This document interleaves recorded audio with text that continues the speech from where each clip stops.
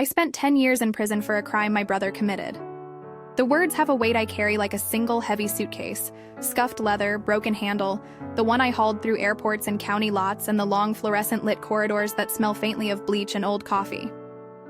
I am standing on the cracked doorstep of the house I grew up in, the same one with the crooked mailbox and the tiny plastic Santa that my father never threw away, and everything around me feels both unbearably familiar and quietly foreign. For a moment, I expect someone to meet me with a casserole, a hug, a question that starts with, "How are you?" and ends with more than the polite, "Fine." Instead, Gary walks past me as if I were a coat on a peg. He nods, an economy of acknowledgement, and opens the screen door so he can stand in the kitchen and parade his indifference. Mom is at the sink, rinsing a cheap mug with a hand that used to put Band-Aids on my skinned knees. She looks at me, registers me, looks away. Jason is in the living room, his legs draped over the arm of the couch like he was never absent, scrolling on his phone. Mia and Logan, my niece and nephew, are 9 and 6 now. Too old to be surprised by my face, still small enough to slouch into the safe places of their father's lap. Nobody cries. Nobody reaches for the suitcase beside my feet. "You okay?" Mom asks, but it is the voice of someone asking how a plant is doing. Procedural, necessary, not urgent. I lift my chin. "I am home," I say. The sentence feels like a promise and a dare. There are photographs on the mantle of birthdays I missed, candles with my absence in the shadows. A tiny plastic Christmas tree in the corner is still decorated with the same paper stars I remember making. The living room smells like dishwasher lemon and the sort of soap Dad uses when he thinks company might come. Familiar vigilance. My breath catches on the memory of a different house, where congratulations would have been loud and giddy and where people knew to ask how to help. That house doesn't seem to exist now. I tell myself that I should be surprised by their flatness, but I'm not. I have lived with flatness for 10 years. I knew even before I walked into the courthouse and said the words people will always want to hear. I accept responsibility. That stepping through that door would not make me beloved. It would render me an object, a solution, an expense paid off. I did it anyway. I thought I was protecting someone I loved. I thought I was buying time for people who could never pay me back. Outside, a delivery truck idles, and the sound is the softest reminder that life moves, that the world keeps handing people their daily jobs while I stood under a fluorescent light counting days. When I agreed to take the plea, I kept telling myself it was temporary in the worst possible way, that the truth might find a way out, that people would understand the choices you make when the people you love are drowning, and the only oar within reach is your body. I told myself this because it kept me sane. It kept me alive. But reality is more stubborn than a hopeful story. You can enter a sentence with a letter of love and emerge with a decade carved into your calendar. You can come back to your childhood couch and find that the house you left never adjusted to your absence. People move on, stories ossify, sympathy becomes a rumor. You are a footnote at best. There is a photo Dad posted somewhere online while I was away. A black and white portrait of a young me with the caption, "We lost Claire and found regrets." It was a throwaway, meant for likes, meant to nudge an audience into feeling something tidy and muffled. Emma sent me a screenshot when she saw it. She typed, "I'm so sorry. I wish I'd known." I wanted to call her right then and say, "No, it's not that sweet, it's heavier, it's not a loss you can caption." Later, she told me she had scrolled through the comments and seen people calling me selfish for leaving, for not keeping the family united, for choosing myself. They didn't mean cruel things as much as they meant simple ones. Shorthand for the way communities make sense of complicated pain. Wrap it up and file it.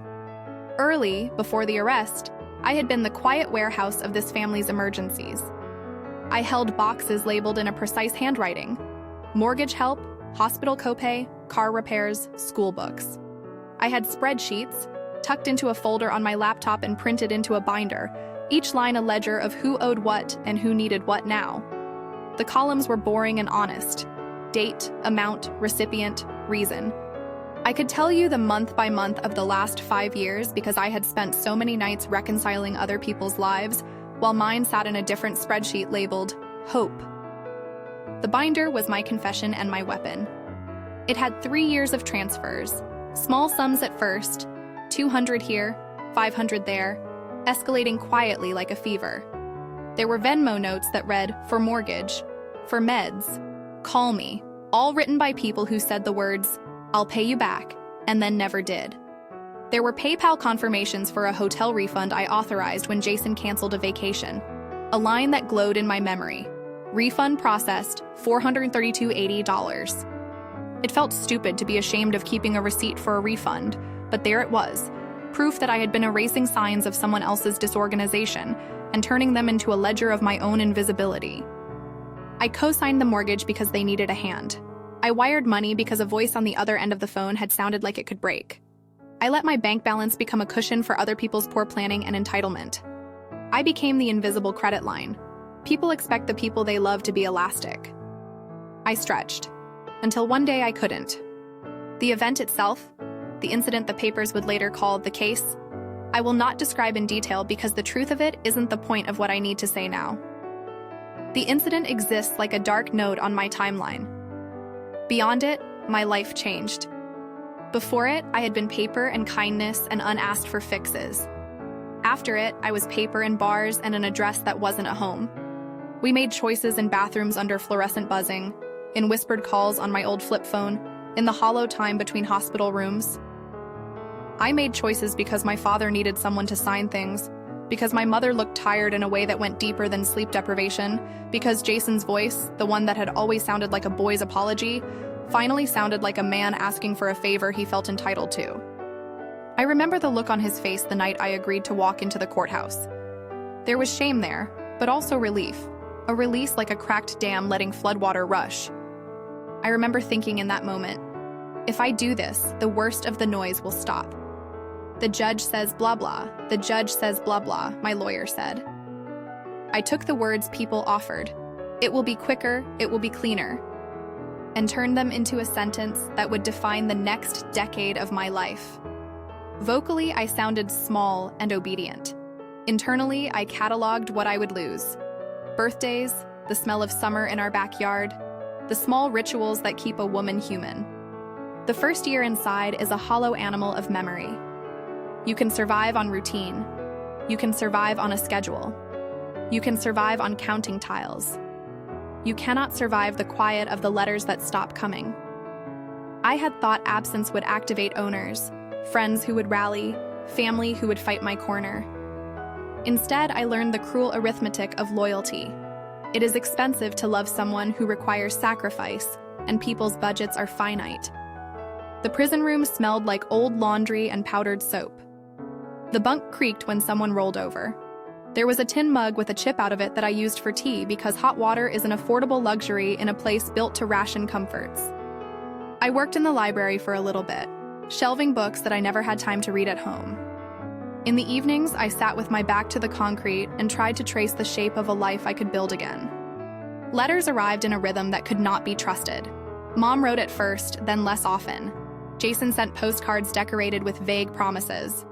Once, in the first year, he wrote a note folded into a cheap envelope that said simply, "You did what had to be done." There was no apology in the sentence. There was not even a thank you. There was a resignation like a hand closing. Other women taught me languages of survival. A woman named Dina, who had been a nurse before the world changed her into what it needed most, told me, "You learn to live inside your waistband." She meant to say you tuck the parts of your identity into the smallest pockets so nothing can snag them. A lot of what I learned wasn't heroic, it was mundane. How to braid hair for less pain, how to sleep with one eye open, how to send a letter that arrives with your dignity intact. There were small mercies too. An arts program that handed me paints and let me wash my hands in color.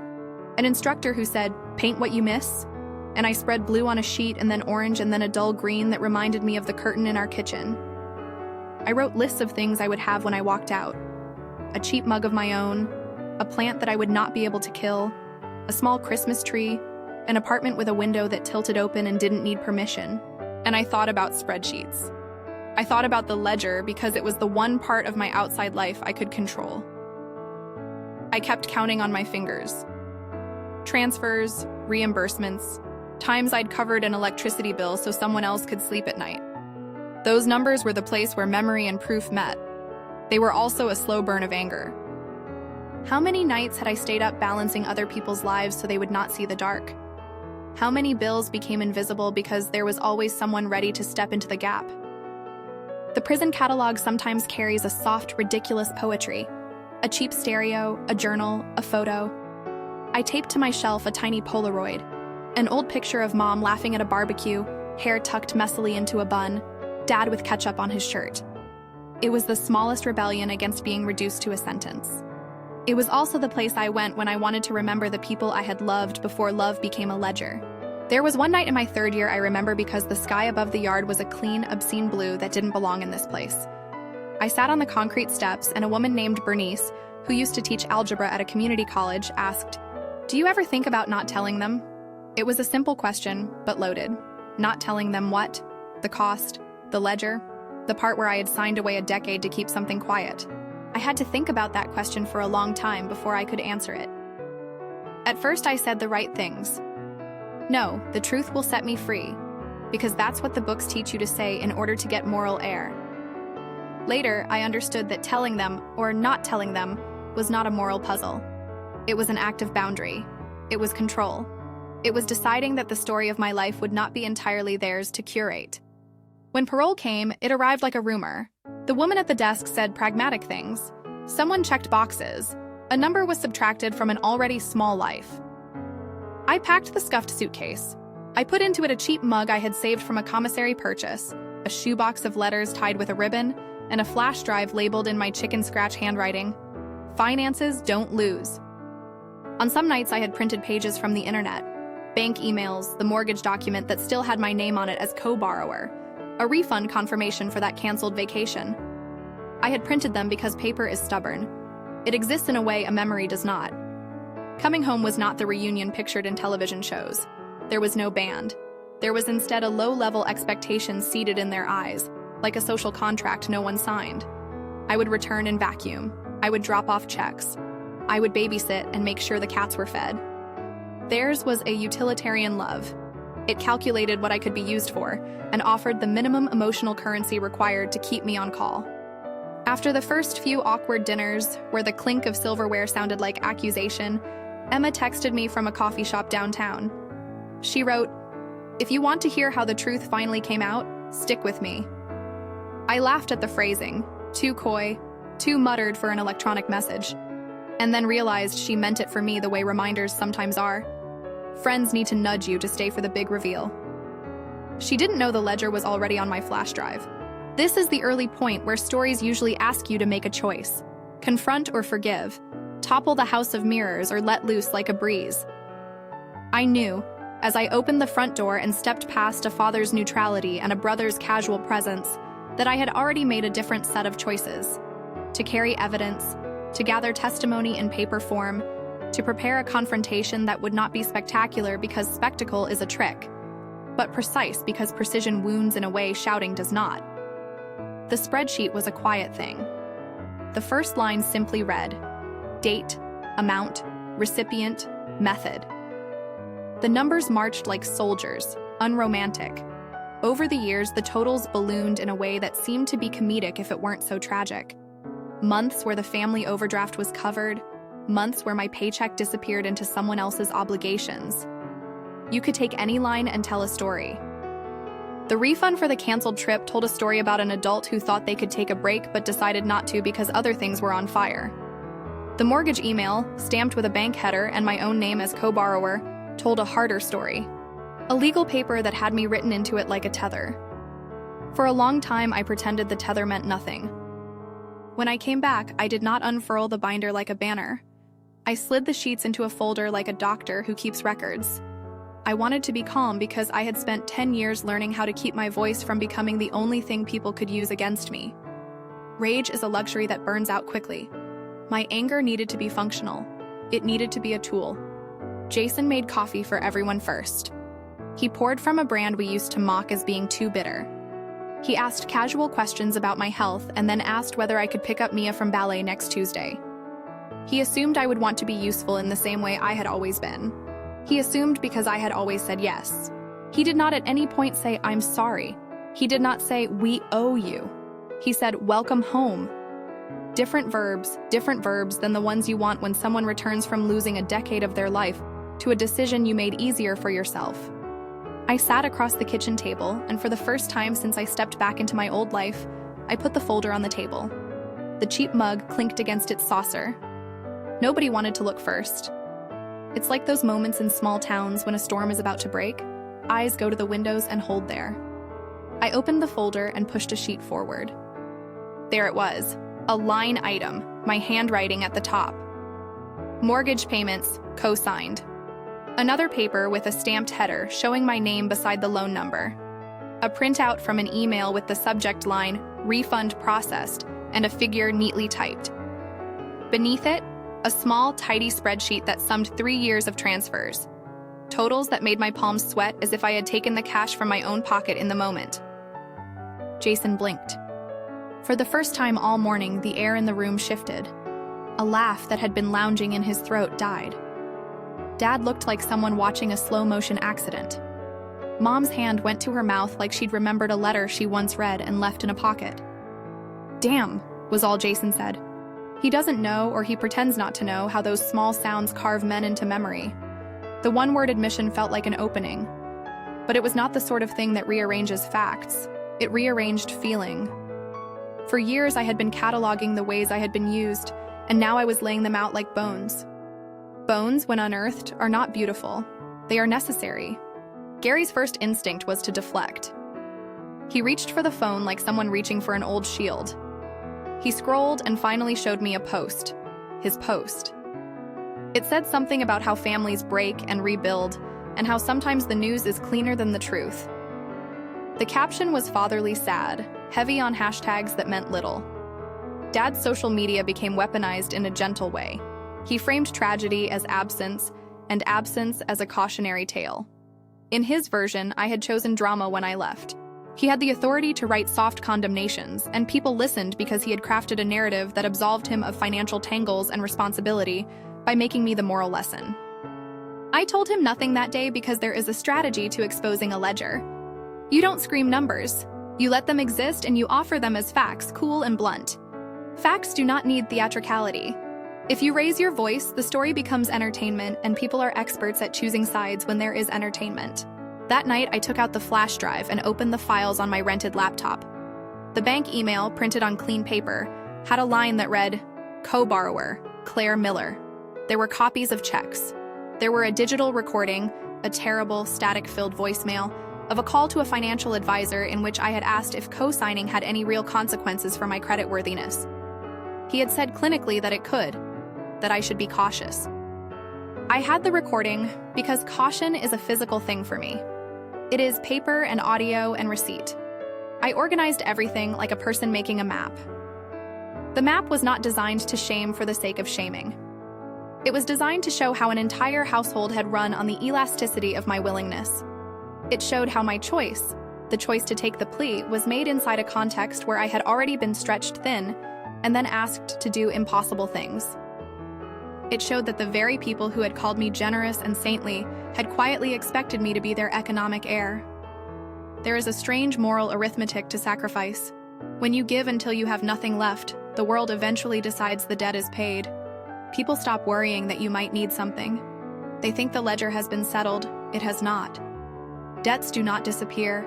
They simply get passed on in different forms. Social debts become emotional vacancies. I did not want to coerce anyone into guilt. I wanted acknowledgement. There is a difference. Guilt is a weapon. Acknowledgement is an account being reconciled. All my life I had been trained, informally and cruelly, to make others' lives smoother. The ledger I kept was my attempt to make that training visible. When I first walked into the kitchen with the spreadsheet, Jason tried to make a joke. He said, "Well, what do you expect?" As if the answer to a life sentence was a punchline. But his shoulders tightened when he saw the amount. He had never had to balance the numbers. He had never had to calculate how much you lose when your paycheck disappears into other people's emergencies. He had never had to consider what patience costs in dollars and years and missed weddings. There was no shouting, not yet. Instead, there were small collapses. Mom's hands trembled, like the way someone shivers when they remember a fever. Dad's jaw clenched. Jason's mouth opened and closed like a child who doesn't know which grown-up voice to mimic. "I took the plea because I thought it would stop the leaking," I said. "I thought it would keep you from drowning." The sentence tasted like a confession and a warning. "If you had told us," Mom began, and then she stopped. "There are things that get undone when people remember that they weren't told. There's also the raw hurt of being used and not being the author of the story you'd thought you'd been living in." I had not expected in that heated moment for apologies to land like parachutes. I had expected to have to do something graver, to remove myself slowly, one receipt at a time. That night, I slept on the couch. The tiny plastic Christmas tree in the corner winked sad with its paper stars.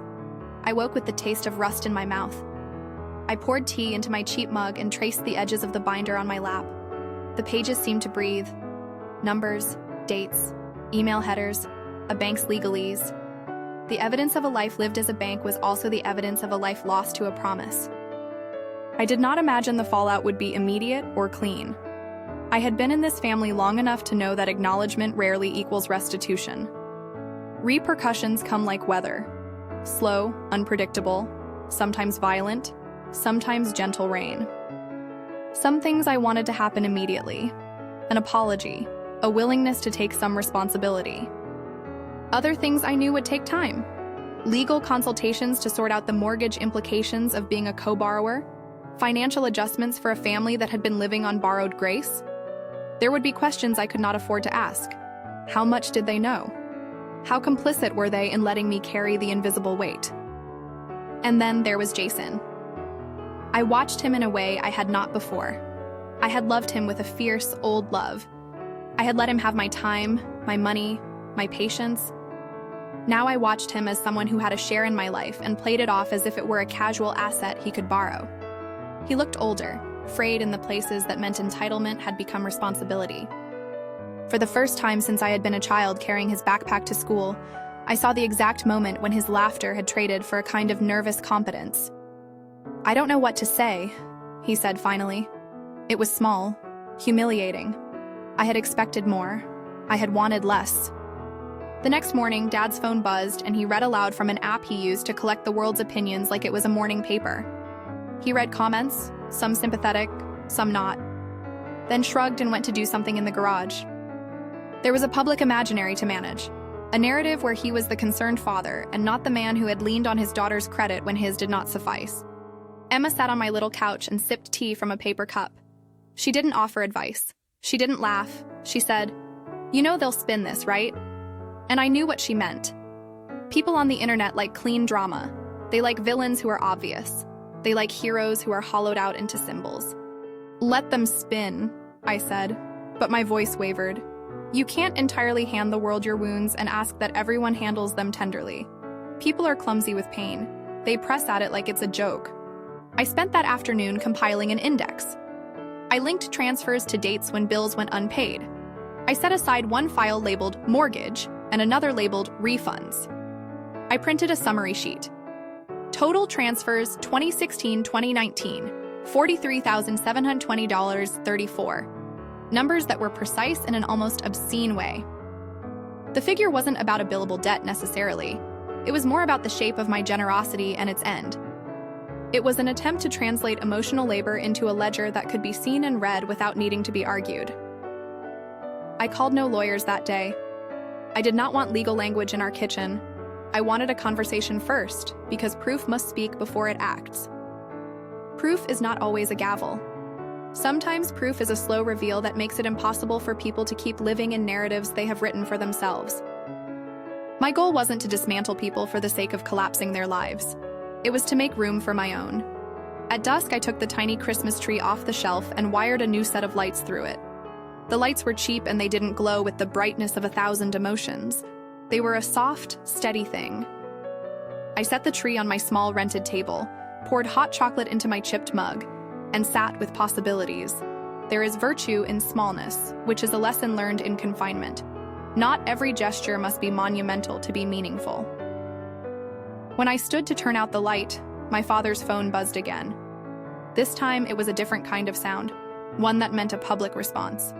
He read aloud, and there was a certain satisfaction in the way people rally to a narcissistic narrative.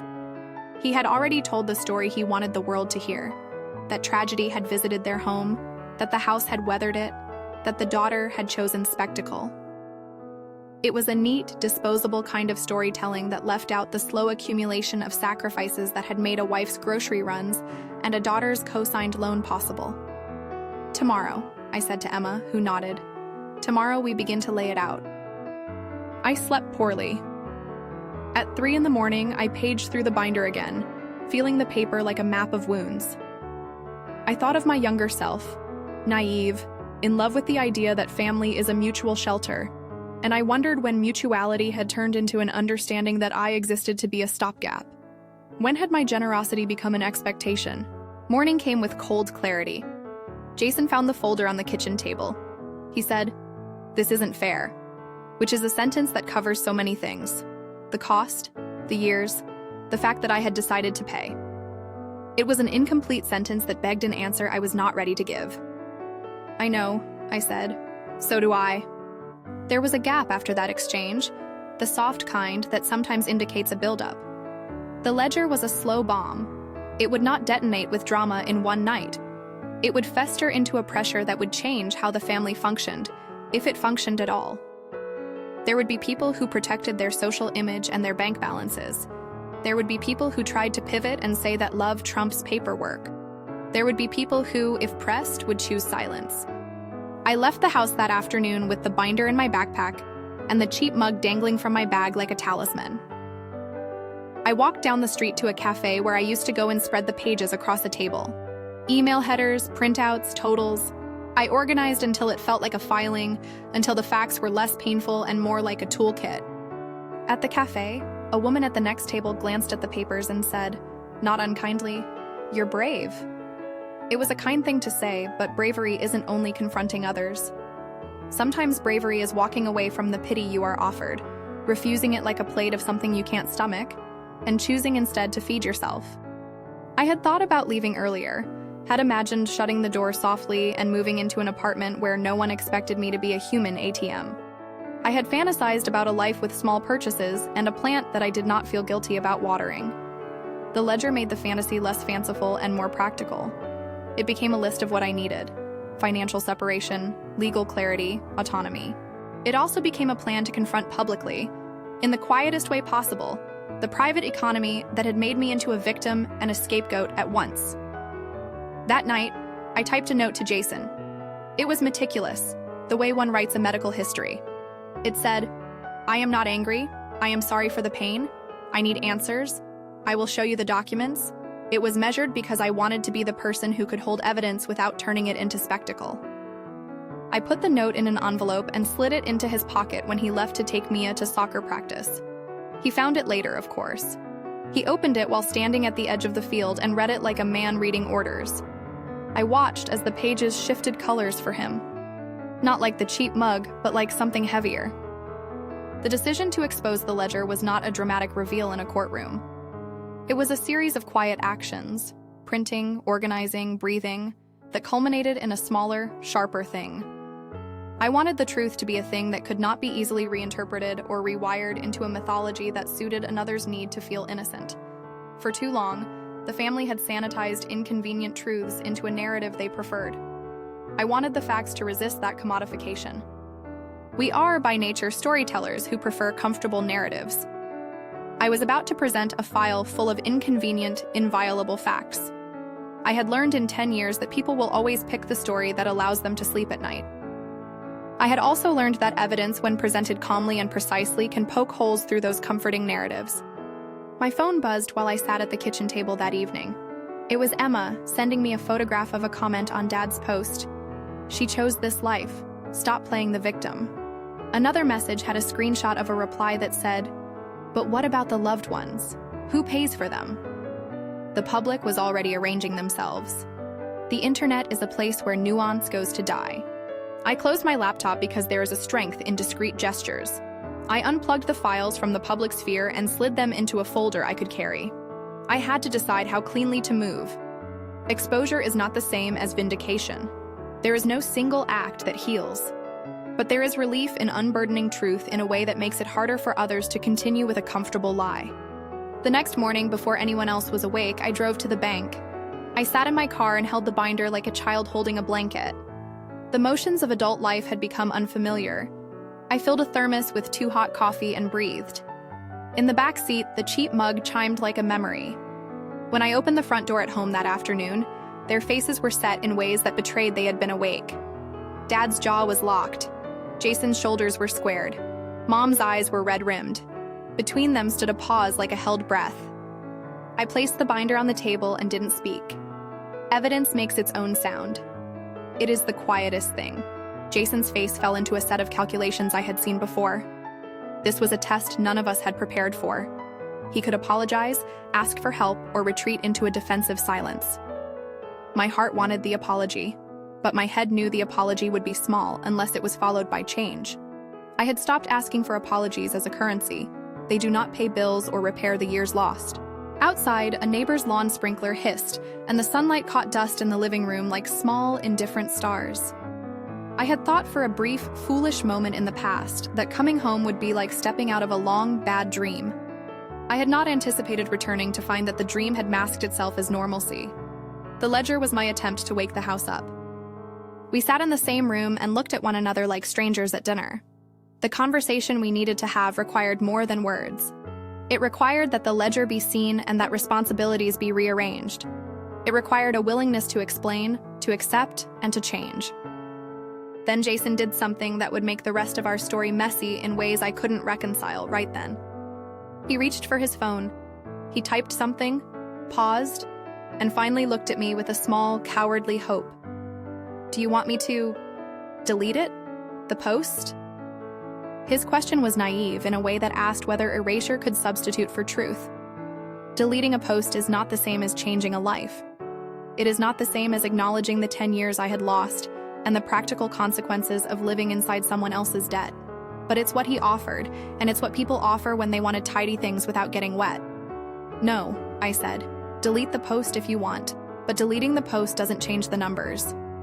He sank back, as if the weight of that sentence was heavier than he expected. I realized then that what I wanted was not to humiliate. I wanted the ledger to be a beginning of accountability. I wanted to reconfigure the family economy so that it wasn't held on the back of a woman's freedom. There was a long, slow exhale in the room, and for the first time the living room felt like a place where things might be rearranged. It felt precarious and tender, and, in its small way, revolutionary. I left the papers on the table and walked out to my car. The cheap mug sat beside me like a promise. I turned the key and drove away. I had done the first step. I had shown the ledger. Now I had to see how they would respond once facts stood like a mirror. I drove until the street lamps smeared into a single pale ribbon, and the radio hummed something I pretended not to hear. The cheap mug bumped against my knee like a small, steady heartbeat. I had shown them the ledger. I had done the thing that made the old house tremble. That, in itself, felt like enough for one day. It did not feel like enough for the next. News travels weirdly in small towns. It travels faster still when a man with a cell phone and a narrative to protect decides he knows what to post. By late afternoon, the post my father had published, an edited version of the family's pain, with none of the messy receipts, had been shared and loved and blessed by people who knew our faces from Sunday potlucks and school plays. The comments were a bouquet of judgment and sympathy, a public that preferred tidy sorrow to inconvenient truth. Emma called me and said, "They're all reading his version. It's brutal." Her voice was a soft, flinty thing that meant she was holding a place for me in the world that still believed in nuance. "But some have seen your post," she added. My post. I had not posted anything. I had been careful. I did not want to weaponize the internet the way my father had. I wanted to use evidence, not spectacle. But Emma was right. Someone, probably one of the relatives who had seen the binder on the table, or maybe an observant neighbor, had taken a photograph of a page and uploaded it. The totals sat there in black and white for anyone willing to look. Years of transfers, refund confirmations, the line that named me as co-borrower. The reaction was immediate and complicated. Some accounts replied with sympathy and offers to talk, some with awkward silence, some with the old language of blame. The world is good at choosing scapegoats, and sometimes it will flip back and forth like a coin between two images. The woman who abandoned her family and the woman who kept them afloat. Both are partial. Neither is the whole. Dad called that night and I let it ring through to voicemail twice. His voice in the message was practiced, soft, wounded, a version of fatherhood curated for an audience. He asked me to come back and talk. He promised to take responsibility. He sounded tired in a way that suggested he had rehearsed exhaustion. I listened to the message twice and then deleted it. Deleting a message from a phone is not the same as deleting an action. It is a convenience. The bank called the following week. Not with the sharpness of legal orders, but with the polite voice of institutions that have to reconcile their own paperwork with people's messy lives. There were questions about my co-borrower status. There were forms that asked for my signature, for clarification. I answered because I needed to know what being on paper with them meant now that I had been away for a decade. The representative sounded empathetic and then read me policy language that made the empathy feel like a thin veneer. It reminded me that I had once signed my name onto an obligation without imagining that it might reach across years like a hand that grips and does not release. There were practical consequences, and there were reputational ones. The practical ones were the bills and the emails and a single letter that suggested an adjustment to monthly payments if certain conditions were met. A bureaucratic sentence that felt like a small, indifferent hurricane.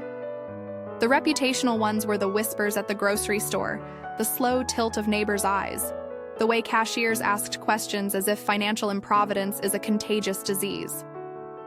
Jason changed in the way someone who is newly aware of gravity changes.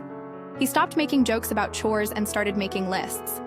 At first, it felt performative, the sort of panic that masquerades as responsibility. He called late at night and asked me if I could meet for coffee. He brought a stack of bills he said he could no longer navigate.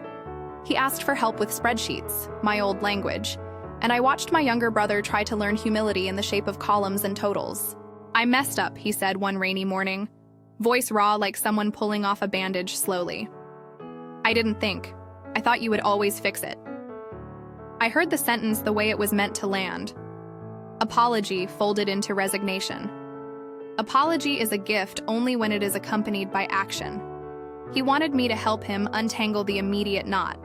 He wanted me to teach him how to plan. He wanted me, in the quiet moments, to be useful again. I could have said yes. I almost did. The old reflex, muscle memory from a life of saying yes, started to twitch. Instead, I drew a line. "I can help you learn," I said. "I cannot continue to be the account that keeps your life afloat." He blinked like a child learning that the rules are not optional. "But you were the one who—" "I know what I was," I interrupted gently. The ledger had made some things clear to me about my own culpability. I had made choices. I had traded 10 years for a silence I thought would save someone. Owning that did not mean I was obligated to continue in the same pattern. "But I will not be what I was." He swallowed and looked like he had swallowed something bitter. "What do you want?" The question surprised me. It was so small and so enormous. It was the exact question I had been asking myself in the quiet hours in the prison yard. "Space and a plan," I said. "A timetable. Therapy, not as a checkbox, but as a regular thing. A financial plan that involves you paying me back slowly. And boundaries. No more surprise asks." He nodded like he had been given a map. He also, in the same breath, asked me if I would consider co-signing for a loan in the future, and I said no with a finality that made us both flinch. Setting that boundary came with a cost. It made him angry in private ways. Curt texts, a slammed door that felt designed to hurt. It also made him think. And in the thinking came small, painful, growing pains. He lost a client for a week because he didn't follow up. He had to take on a side job delivering parcels for a month. None of this was punitive on my part. It was the natural consequence of someone who had to learn how to be responsible without borrowing someone else's life. My father, however, moved in a different orbit. His identity had always included a script he could perform for an audience. Resilient patriarch, suffering man. When that script began to wobble in public, when receipts and refunds contradicted his curated story, he doubled down. He posted more. He wrote about resilience and forgiveness and about how family sometimes asks hard things of us. The posts were poetic and vague, and that vagueness functioned like a shield. People prefer to side with a portrait of endurance rather than the sharpness of a spreadsheet. There was a moment when an old neighbor, Mrs. Calloway, asked me in the post office line, "Why would you?" As if she couldn't imagine taking such a step. Her voice was not unkind. It was the voice of someone whose moral compass had always pointed toward appearances. I answered as simply as I could, because the truth stopped being invisible when the cost became my life. That sentence landed in her like a pebble in a pond. The ripple was small but real. Mom, bless her, was both a refuge and a complicated hold. She cried the first week I came home. She hugged me in a way that smelled like her perfume and youth, and repeated apologies she never quite had the words to make. She told me once, in a voice that trembled with contradiction, "I didn't know. I thought he handled it. I thought you were fine." You could hear the truth in her confusion, how living inside a marriage that had financial and emotional patterns often means you don't look at the ledger until someone hands you the pages. Her admission was not a defense of the ledger. It was a recognition that she had been trained into a certain blindness. We sat in her kitchen once with the afternoon sun falling across the table, and she asked me, small and timid, "Can we repair?" Her question was less about balm than about a map, a way to move forward that included her. I wanted to say yes and mean it. I wanted to accept a mother who had, for years, been complicit mostly through omission rather than malice. But repair is not an immediate thing. It is not a single hug or a single tear. It is ongoing labor. If you want repair, I told her, it starts with telling truth in public where our actions have been public. It starts with setting boundaries with him. It starts with therapy for us all. And it includes practical things. Help with the mortgage until you get on your feet without my name attached to it.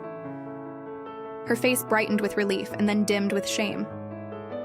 "I can do that," she said. And the sentence felt like a small altar being raised. There were other consequences that were quieter and slower, but just as real. An older car in their driveway had been neglected.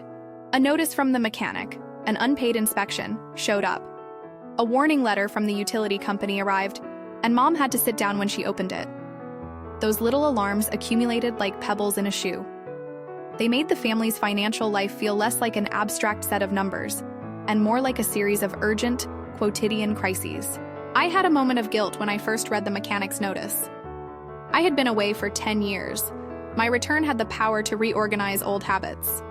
If I had not shown the ledger, would they have continued in a comfortable denial that allowed them to prioritize appearances over responsibility? Maybe.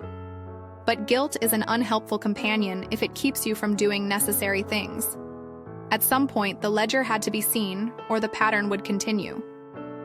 There was also a public dimension that surprised me. A few people reached out privately to say they had been through similar things.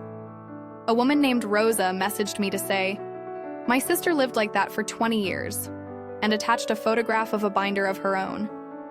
Another person, an old classmate I'd not spoken to in years, sent a simple, "I believe you," with a heart emoji. Those tiny messages felt like dividends of truth. Emma became my ally in small ways. She came with me to the bank, sat through a meeting where polite policy words were exchanged, and then made me tea when I came out looking more tired than stoic. She did the small things that remind you that alliances are not all public slogans. Sometimes they are people who pick up a mop when you've been cleaning figurative floors for so long you forgot where they begin. Work was another place where I had to renegotiate identity. After 10 years, no matter how you try to keep skills alive on the shelves of memory, the world changes. I did not want a job that folded me into old roles. I wanted work that would let me be steady and that respected the history of who I had been. I applied for a position at a community arts program that ran classes for adults and kids. I had painted in prison for years. I had taught threading and collage and watched a gray piece of paint reconfigure someone's heart in a single afternoon. The director called me in for an interview and asked, with that kind of small-town bluntness that sometimes disguises warmth, "Why do you want this?" "Because I know how art keeps a life alive when routine cannot," I told her. "Because I want to teach people how to find color in their small rooms." She nodded and hired me a week later. The job was not glamorous. It paid enough for a studio apartment and a plant and occasional takeout. It also gave me mornings where I directed my energy into something generative rather than defensive. My studio apartment was small and smelled faintly of paint and detergent. I found a kitchen table on sale at a thrift store. Wobbly, perfectly imperfect. and set my cheap mug on the edge like an amulet. I bought a plastic tree with a pack of tiny lights and decorated it with torn pieces of newspaper and a single Polaroid of my mother laughing at a barbecue. It was modest, but it was mine. The windows opened on a courtyard where someone had strung fairy lights and where the city had allowed a few stubborn shrubs to grow. I watered my plant and learned the measure of small care. The binder stayed with me at first, a heavy talisman. I moved it from shelf to shelf like a person rearranging furniture after a storm. Over time, the binder lost some of its urgency simply because it had been shown. Facts flatten in ways that make them less weaponized. They become tools. There was a moment, months in, when I found myself at a public meeting, an informal neighborhood get-together about community spaces. My father came to speak as well, and in front of the room, he talked about resilience and family, and how we all sometimes make hard choices. He sounded rehearsed. Half the room clapped politely. I waited until the coffee hour to approach him. "You could have asked for help," I said, simplest possible. He looked at me with a weariness that had teeth. "I thought you wanted us to be okay," he said. "I thought taking the silence would be easier." "Taking silence is easy when someone else takes the burden," I said. I kept my voice calm. I wanted to be understood, not to corner him for spectacle. But it cost me a decade. He flinched so subtly I almost missed it. A decade is not an abstraction to a man with a lifetime of habits. "I didn't think," he said finally, "that it would go that far." "I know," I said, "and now we have to live with what it did." Living with it meant different things. For Dad, it meant the slow recognition that empathy must be followed by reparation, or at least by steps toward it. For Jason, it meant learning to pay his own way and attending therapy twice a month for guilt and impulse control. For Mom, it meant disentangling her finances, working with a counselor so she could speak up, so her voice would be steadier when the family needed accounting. For me, it meant learning how to let the anger exist without making it the main dish at every meal. There were setbacks. Dad made a public post months later, an attempt at reconciliation that read like an obituary for a relationship rather than a repair. It did not land well. Some friends wrote back, gently suggesting introspection. Others applauded his vulnerability. Social media is an arena where nuance dies slowly.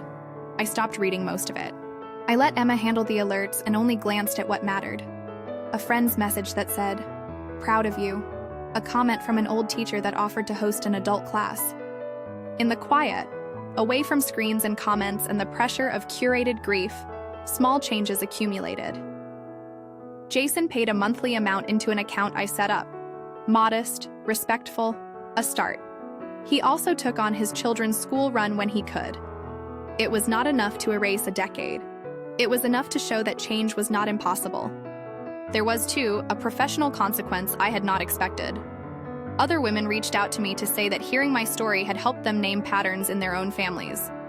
They asked questions: how to keep records, how to set boundaries, how to begin a difficult conversation. I started an informal support group at the community center, simple and volunteer-run. We met on Tuesday nights with a thermos of coffee and chairs in a loose circle. The group was not a therapy substitute, but it was a place where people could say the ledger out loud and have it heard without censure. They told stories of being the invisible lender, the quiet fixer, the woman whose name appeared on legal pages without her consent. They told me they felt less alone. I told them what I had learned. Evidence matters, boundaries matter, consequences matter. In the group was a woman named Leah who had her own binder. Her husband had spent years living off her credit and then left. She had a son and a job and a small, ferocious pride. "What you did," she told me one night after the meeting ended and the lights were dimmed, "was brave and human. You didn't have to be perfect. You had to be honest." There is a difference between being praised for surviving and learning to live after surviving. The praise is a buoy. The work is a life raft you build with your hands week by week. There were moments of tenderness I should not omit. I went to Mia's recital and watched my niece spin like a small comet across the stage. I cheered because I wanted to show up, because family ties are not simply accumulations of harm. There were lunches with my mother when she would bring a pie and our conversation would not touch inventories and ledgers, but instead dwell on small, ordinary pleasures. The way the light looked on a neighbor's hydrangeas, the name of a dog down the street. Once, when it snowed, we shoveled the driveway together with no talk of money. It felt like a truce the size of a breath. Forgiveness, if we can use that word without sentimentalizing, came in instances and not as a monolith. Mom apologized in a small, grease-smudged note she left on my table. "I'm sorry I didn't see. Please know I love you." It was not a promise for all time. It was an opening. I accepted because acceptance did not mean erasure.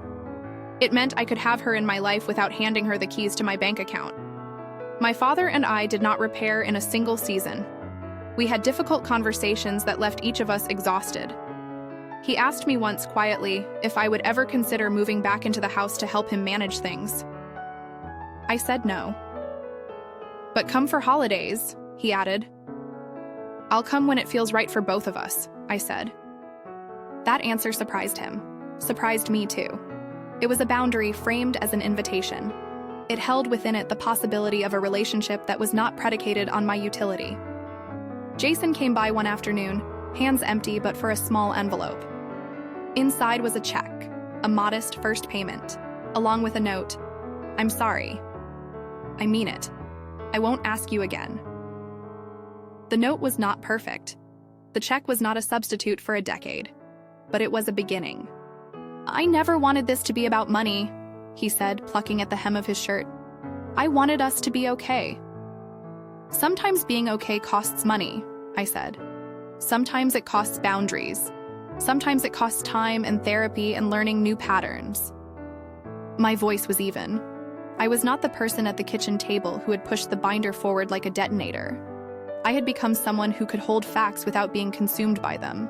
Months melted into a year. The binder remained a kind of map. I revised it, updated totals, moved things into long-term plans. I met with a financial advisor, not to litigate the past, but to plan the future. Ways to protect my credit, steps to separate myself legally if necessary, courses to rebuild what 10 years away had eroded. The advisor was pragmatic and careful. He did not promise miracles. He offered small tactics, the kind that feel like steady scaffolding. One night, after a community art class that had overflowed with laughter and paint and the soft sound of people trying new things, I walked home under an honest, clear sky. The city smelled faintly of someone barbecuing and detergent. I made hot chocolate in my chipped mug and sat by my window. The tiny tree blinked its lights in there like a small, faithful lighthouse. I thought of the girl who had walked into a courthouse and said the words that would become a decade. I thought of the woman who had learned to hold her anger like a tool instead of a flame. I thought of the ledger and the way evidence had translated my invisible labor into something that could be seen. Seeing, I had found, was not the same as being believed, but it was a start. I also thought of the cost.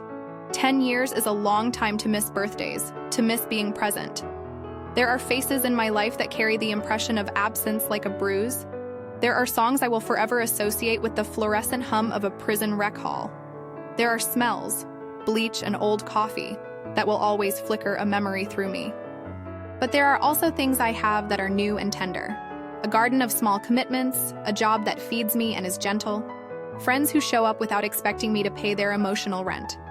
I had discovered that the hardest thing was not to win an argument, but to reframe my life so that the default assumption was not my endless generosity. I do not tell this story to castigate family. People are complicated. They are capable of both harm and growth. I tell it because I want to make a case for visibility, that the accumulation of small, unpaid sacrifices can turn into something that costs a person more than money. I tell it because I know there are others who will read these words and nod with a private ache. One evening, Mom and I sat at my kitchen table and made a list, not of debts, but of things we could do to keep ourselves honest. It included therapy appointments, a budget we would both agree to, and a joint decision. No one would make unilateral financial decisions without consulting the other. It was a small pact and a large one. It was the kind of repair that may take years to prove itself. Jason got better at being present. He missed fewer events. He learned to say sorry and show it. He sometimes called me at odd hours just to tell a small thing. Mia had made a painting and wanted Grandma to see it. Those calls are not the undoing of the past, but they are threads being rewoven. Do I forgive him entirely? I do not know if entire forgiveness is possible or even necessary. I know I have accepted the reality that people make choices, and sometimes those choices hurt those who love them most. I know I have, in choosing to set boundaries, given myself something like a life. There were legal technicalities that required attention, forms to sign and unsign, careful steps to separate my name from certain obligations. I moved slowly and with counsel, not because I desired legal victory, but because I desired clarity. The point of the ledger was not to punish, it was to protect. Protection looks like paperwork sometimes. It looks like scheduled payments and recorded promises. It looks like therapy invoices and receipts slid into a folder, neat and stubborn. On a quiet Sunday, I visited the place where I used to paint in prison, an arts program that had invited me to speak to a group of women about reclaiming life through color. I stood in front of them and said what I could about survival and the small mercies of routine. A woman with hands still scarred from years of work told me afterward that my story had given her permission to keep a ledger of her own. Keep a ledger if it helps, I told the group. Keep it not as ammunition, but as clarity. Keep it to see your life in honest numbers and to know where you have been generous and where generosity has become exploitation. It felt strange sometimes to speak about money in a room full of art. And yet, money and boundaries and art are similar tools. They shape our lives, they can be wielded to heal or to harm, and they can be reclaimed. In the most ordinary of ways, life continued. I learned to buy a new kettle without asking whether I had the right. I learned to say no to a request to babysit at the drop of a hat unless it fit into my life. I learned that some people will always ask and some people will always assume. My job was to decide which assumptions I would accept and which I would refuse. At Christmas, we put up the small tree in my apartment and Mom came over with a pie. We ate pie and talked about trivial things and then about heavy things.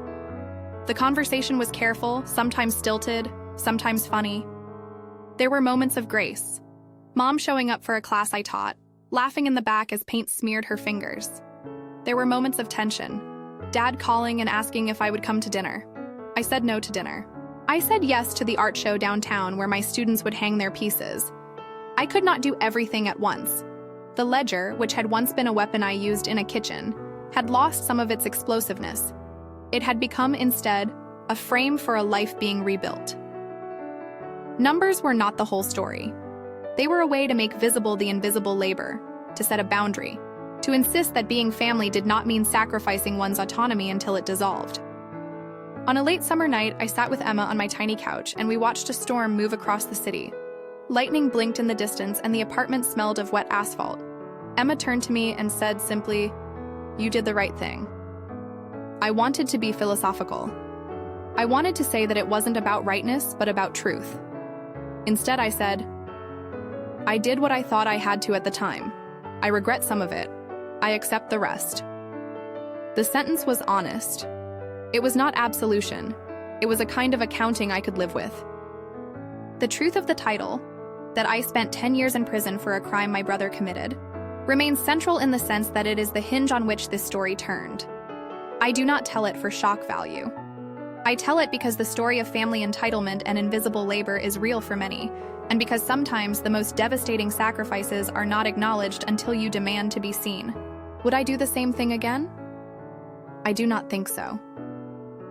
The younger version of me who walked into a courthouse to protect someone else made a choice out of a complex coil of love, helplessness, fear, and the cultural expectation that women should bear burdens quietly. I made that choice because I believed for a long time that sacrifice was an expression of love. Now I know sacrifice without accountability is not love. It's erasure. Walking away from that erasure meant building a life that respected my time, my freedom, and my future. It required me to learn how to be willing to be lonely sometimes, to choose self-preservation over default generosity, to accept the small, awkward demand that people I loved step up. If there is advice here, it is small and practical. Keep records. Say no when your body says no. Ask for therapy. Demand clarity. Guard your name like currency. But mostly, the lesson I keep returning to is this. The currency of your life is yours. You can spend it. You can lend it. But you get to decide the terms. On a final note, because I know this is the thing most people ask when a story like mine becomes public, there are no cinematic resolutions for everyone involved. Some family ties stayed mended, some were frayed beyond repair. The truth was out, and that truth made certain continuations impossible.